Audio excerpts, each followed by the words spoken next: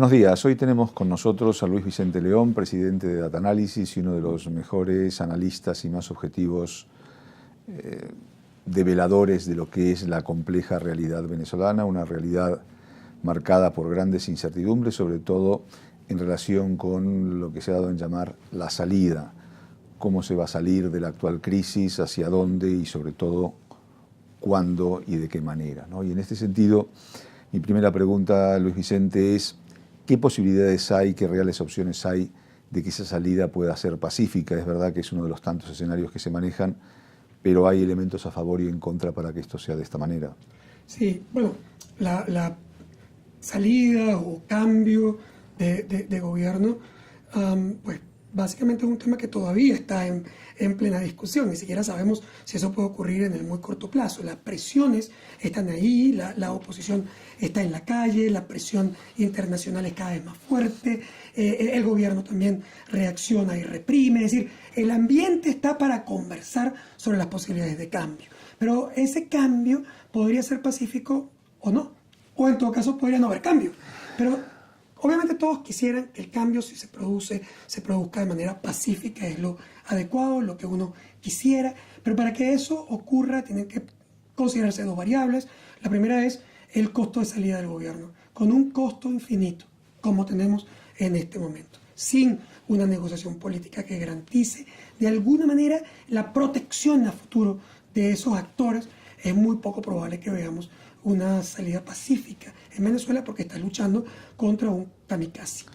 Y en ese sentido, digamos, hoy los principales actores políticos son el gobierno por un lado, la oposición por el otro y en el medio los independientes. Pero, ¿cuáles son realmente las fortalezas y debilidades tanto del gobierno como de la oposición en estos momentos? Sí, la oposición es una clara mayoría del país que quiere cambio, que siente que el gobierno ha sido incapaz de resolver sus problemas, que vive una crisis cada vez más severa, más fuerte, más dura, que se ha empobrecido de manera dramática y que también ha perdido sus esperanzas. Y eso genera una fuerza de cambio. Y cuando el pueblo quiere cambio, pues siempre está buscando los caminos, pacíficos o no, siempre está buscando los caminos a través de los cuales consigue ese cambio. Por otro lado, el gobierno cerrando todos los caminos electorales, democráticos y constitucionales, también ha unificado a la oposición y a los independientes en la percepción de que tienen que participar activamente, que tienen que estar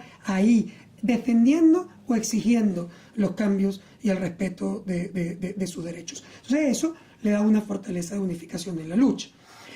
¿Cuál es la debilidad? O en todo caso, ¿cuál es la fortaleza del gobierno? La fortaleza del gobierno es que a pesar de que la oposición es mayoría para un proceso electoral. Y resulta que el gobierno controla las instituciones que convocarían esa elección. Y por supuesto, esas instituciones no responden a la Constitución, sino a la revolución. Y respondiendo a la revolución se sienten que hacen lo correcto, no convocando una elección que ponga en aprietos o en riesgo esa revolución. Entonces, no convocan la elección, tienen los vínculos militares, el sector militar participa con el Estado, con el gobierno en todo, prácticamente en el control del país, y eso hace que también para el sector militar sea más complicada su posición frente a los temas políticos, a los temas sociales. Entonces, el gobierno tiene la ventaja de su control de plata, de poder, de armas, de militares, y la oposición tiene la ventaja de la mayoría de la gente queriendo el cambio. ¿Cómo se compatibiliza eso?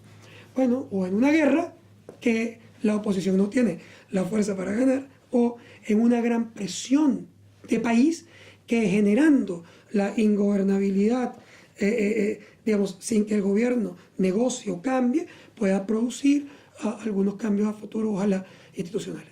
Una última pregunta, es decir, el aislamiento internacional del régimen es cada vez mayor y lo que es más relevante en los últimos meses es el cambio en la actitud de muchos países latinoamericanos que o bien de apoyar al gobierno de Maduro o bien de tener una actitud neutral han pasado decididamente a abogar a favor de la democratización en Venezuela. Entonces, ¿cómo se vive dentro de Venezuela este cambio de postura en buena parte de los países latinoamericanos? Bueno, obviamente que la oposición también se ha sentido más fuerte, más estimulada a su lucha alrededor de esa posición cada vez más homogénea de la comunidad internacional presionando al gobierno venezolano por un rescate de la democracia, especialmente por el tema electoral, pero también por el reconocimiento de la Asamblea Nacional, que no se reconoce en Venezuela, y por los cambios en las instituciones colonizadas por el Estado. Entonces, esa presión internacional,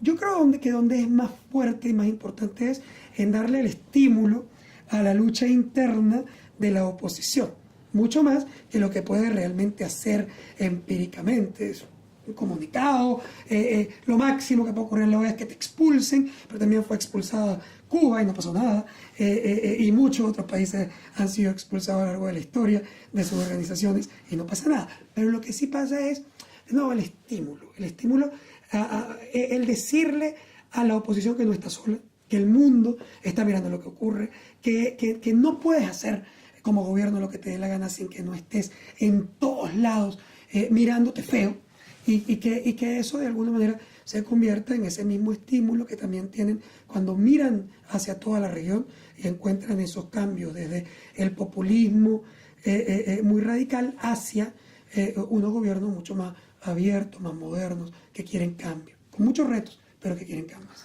Muchas gracias, Luis Vicente León. Ha sido un placer tener esta mañana en el Instituto Elcano. Hasta la próxima. Para mí.